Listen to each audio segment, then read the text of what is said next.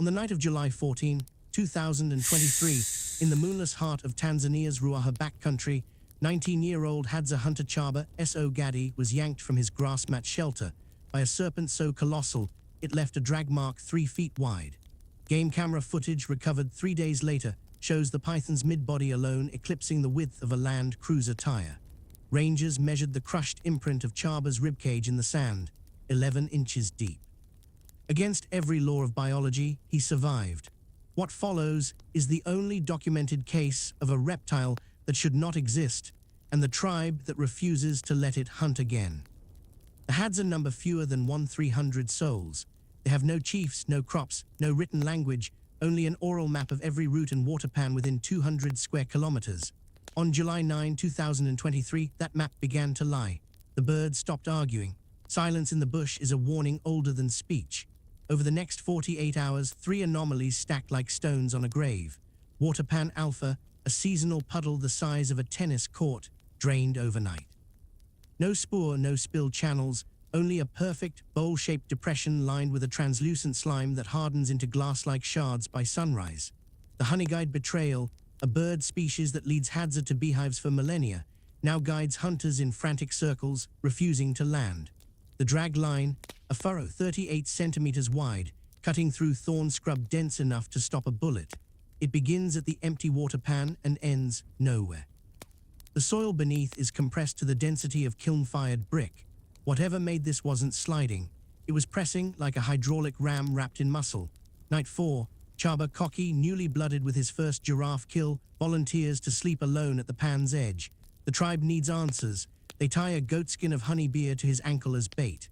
At 02:17, the fire flares sideways as if exhaled upon. Then the lens shatters. What dragged a boy into the dark, and why did it leave him breathing? Recovery team finds Chaba 180 meters from camp, half buried in a termite mound.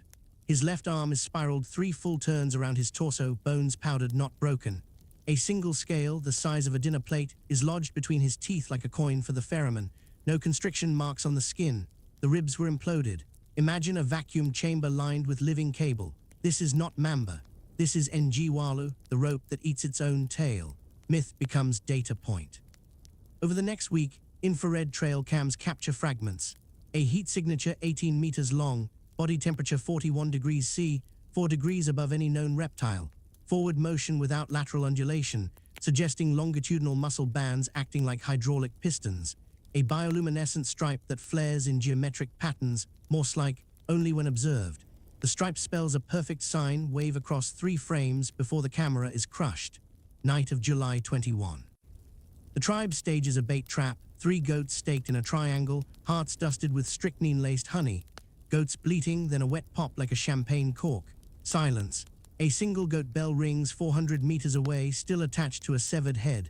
Then Njiwalu does not eat, it samples. It leaves 60% of every carcass, always the liver, always untouched. Goat torso. Liver surgically absent, cavity cauterized by acid. How do you fight a predator that hunts for curiosity instead of hunger? The tribe relocates to granite copy, vertical cliffs, single entry choke point. Hadza oral history contains one protocol for Njiwalu: starve its curiosity. They weaponize the environment the way a programmer exploits a bug. Mirror maze, polished obsidian shards, trade goods from 400 km away, are lashed to every thorn bush in a 50-meter radius. The creature's bioluminescent signaling reflects back infinitely, creating a recursive loop. Trail cam shows the serpent rearing, stripes strobing in epileptic panic. Sonic bait, hollowed baobab trunks attuned to 32 Hz, the drone frequency that triggered Chaba's abduction. Drummers maintain the pulse for 36 straight hours. Then Njiwalu fixates, expending energy in tightening coils around empty air. The false liver, a goat carcass, is injected with 200 ml of concentrated strychnose toxin, liver replaced with a honeycomb soaked in datura resin. The creature strikes at 03:14. Serpent convulses, coils loosening in Fibonacci spirals. It retreats, dragging a furrow, now erratic. Day 47. The drag line ends at a sinkhole no wider than a manhole. Rangers lower fiber optic scope. Glimpse of their Njiwalu motionless, half submerged in alkaline water. One eye, basketball-sized, reflects the lens. The pupil contracts to a vertical slit, then dilates again. A single bubble rises.